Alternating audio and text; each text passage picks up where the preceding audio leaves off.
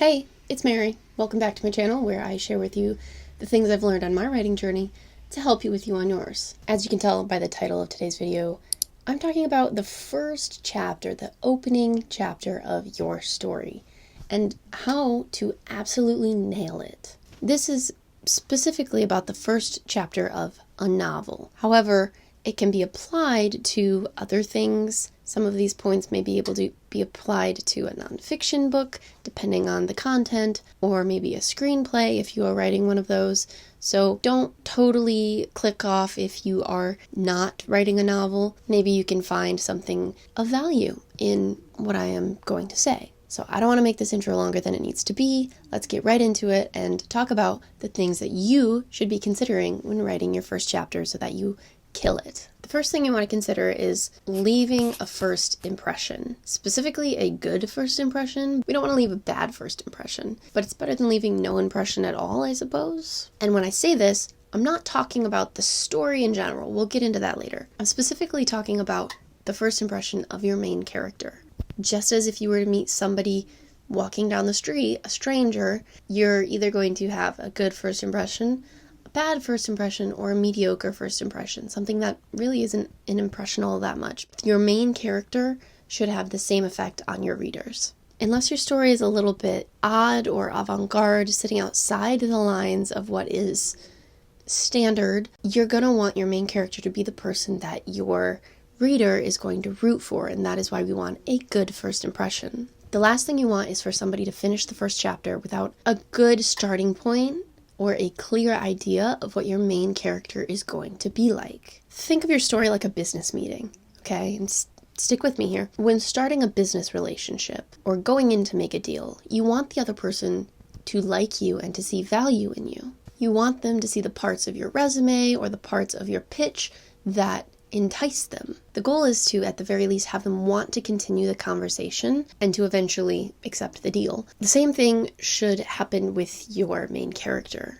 The choices your characters make in the first chapter will make or break that deal. This doesn't mean that you have to portray your character in a way that makes the reader instantly fall in love with them or instantly like them, especially if you're trying to make your character come across as unlikable, even if it's just for the beginning. But the reader should be intrigued and enticed to keep the conversation going, to keep the business meeting alive, aka continue reading. You don't want them to lose interest before you have fully landed the pitch. So your reader should have a good idea, a good sense of who the main character is based on their actions and choices within the first chapter. A good way to do this is by putting them in a situation where they have to make a crucial decision. Maybe not crucial to your story and your plot, but a decision that is crucial to who they are. It's where the term save the cat comes into play. It's the idea that if you make your character save a cat right at the beginning of the story, then the readers or the people, whoever is supposed to be watching this character, they're going to go, that guy has a good heart. He just saved a cat. And now I want to root for him. And I have this idea that he is a morally good person. And the concept of save the cat, when applied to your own writing, doesn't have to be this huge, heroic thing. They don't even need to save a literal cat. But adding a crossroads for your character to set themselves apart based on the choice that they make is always a good idea. And again, like I said, you want it to be a good first impression unless you're specifically setting yourself outside the standard. Because people like to align themselves with people who share their values. It's why we choose not to listen to a singer anymore when we find out something about their personal life that we deem bad. So give your character the opportunity to do something courageous or righteous or smart or selfless, even if they do it with a bad attitude. A bad way to do this, a bad first impression, would be to make them do something in which they blend in. Don't start your story with your character waking up and going to look in the mirror and then picking apart their appearance with some boring inner monologue. There's nothing fresh about it, and it makes them too relatable. Don't start with a dream sequence if you can help it. I'm not going to say don't ever start with a dream sequence, but it's overdone, it's a cliche, and quite frankly, a little boring. And finally, don't make your main character go through the entire first chapter without any input into the story or autonomy as if they are a background character. They should have some kind of drive within them in the first chapter in which they're steering their own ship. And that's point 1. Point 2, start somewhere in the middle. Okay, I don't mean the literal middle of your plot. That would negate the entire point of the story. I mean, start with the action already occurring. Don't wait until after the first chapter to start the exciting stuff. You can start it in the first sentence, genuinely. A good example of this would be Truth Witch, in which the main character, Safi, is essentially a bandit in a way and is taking part in a heist to raid a carriage and to steal from the rich people within the carriage. It's an exciting scene in which something big happens and it sets the character up to make a decision. We know Safi is somebody now who will take part in a heist and will steal from people, which goes back to point 1. Divine Rivals is another good example. I'm not going to spoil the story. At the beginning of the story, however, we know that there is a war going on, and oh my gosh, what's her name? Hazel, the main girl, her brother goes off to this war. So we know that there's some kind of excitement lurking in the background. But apart from that, we also know that she and her rival in the story are head-to-head competing for a position at their workplace. And we don't start the story at the beginning of that competition when she first comes in, applies for the position, and finds out she has to compete with this other person and she's not going to get the job right away. We come in right before the decision is made.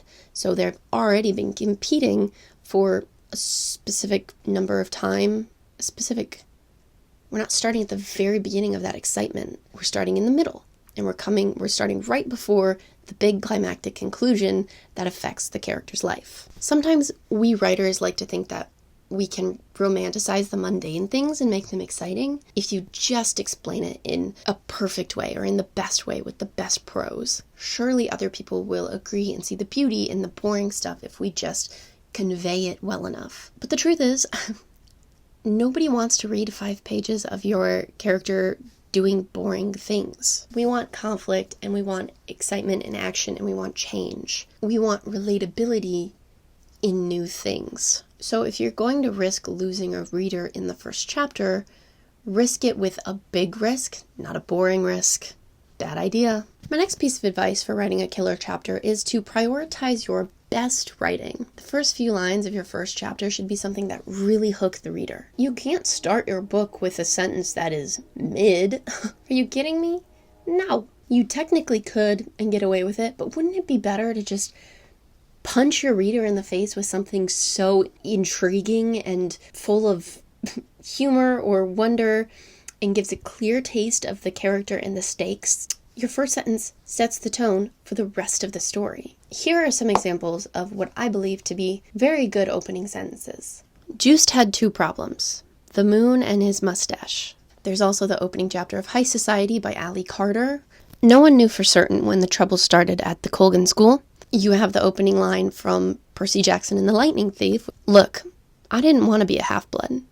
That gives and paints a very clear picture that there is trouble up ahead, and it's a little bit cheeky. It's a little bit humorous, and it's good for that middle grade section where you're trying to entice readers in with a fun, adventurous style. Everything had gone horribly wrong. How much more prophetic can you get than that? Night fell as death rode into the great library of Summershaw. Who is death? What is death?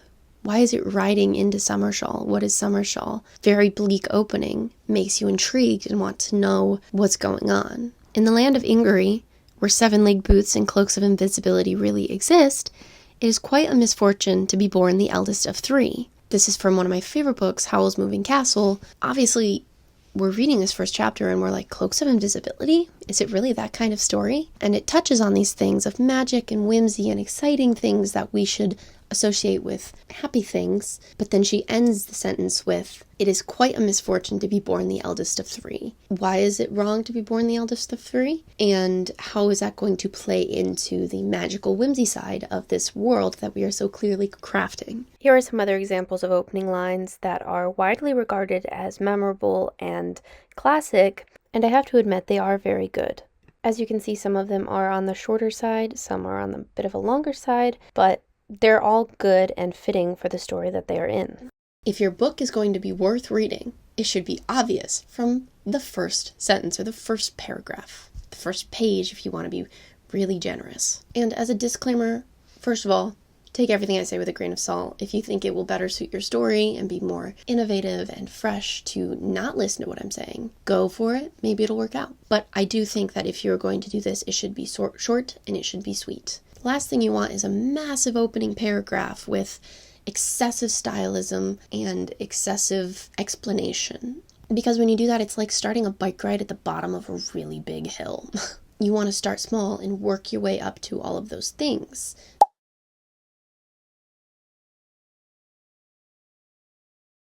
Keep it original, keep it interesting, and you'll be fine. Next we have point number 4, give a taste of what's to come next. There should be immediate foreshadowing what's going to happen further in the story within the first chapter. We've already talked about giving a taste of what the character will be like, also given a taste of what the writing will be like.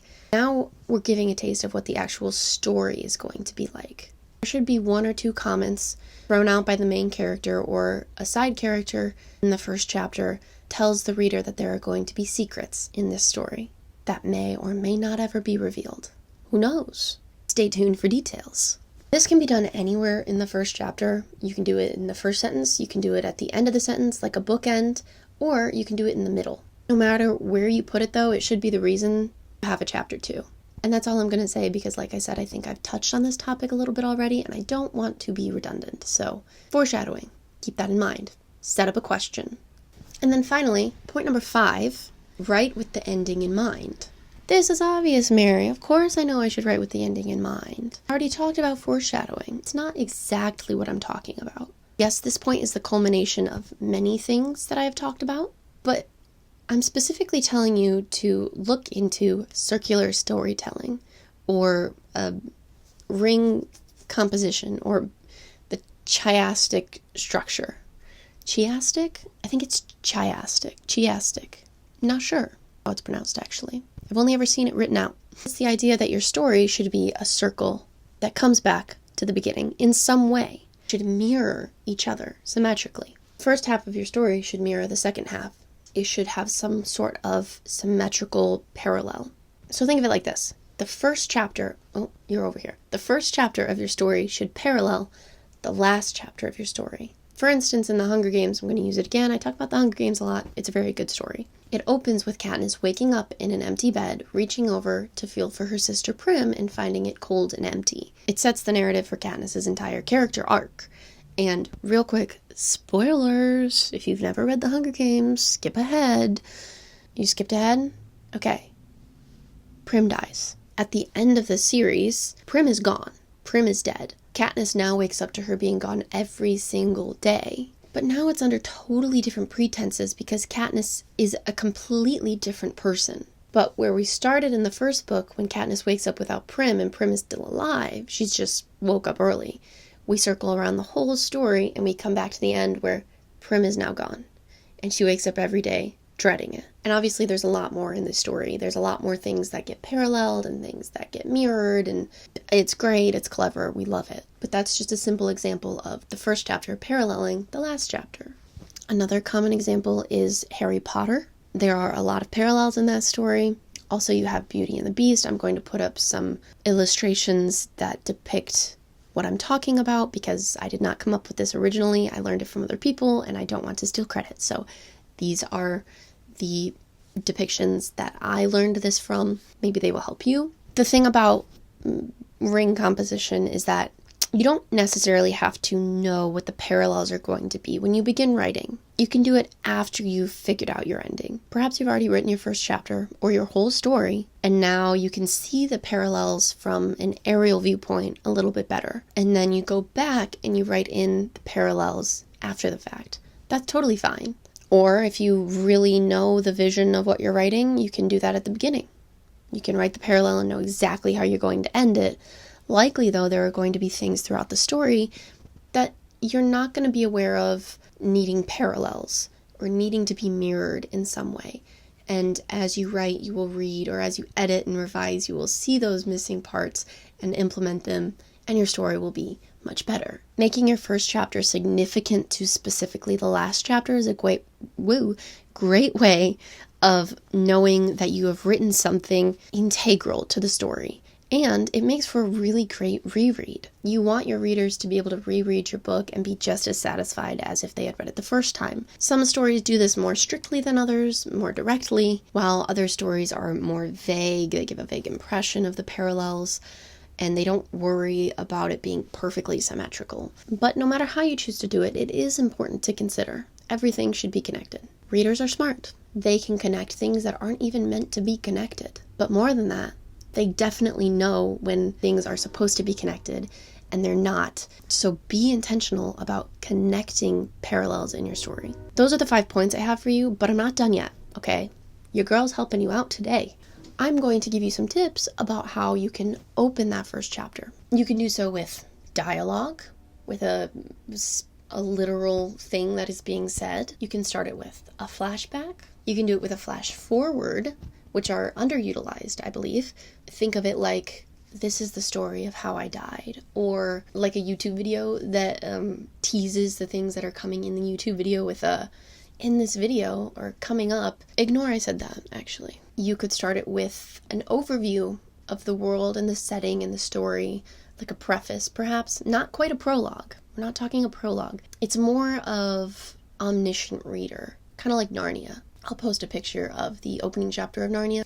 Actually, I have the book right here. Let me just give you a taste. Once there were 4 children whose names were Peter, Susan, Edmund, and Lucy. This story is about something that happened to them when they were sent away from London during the war because of the air raids.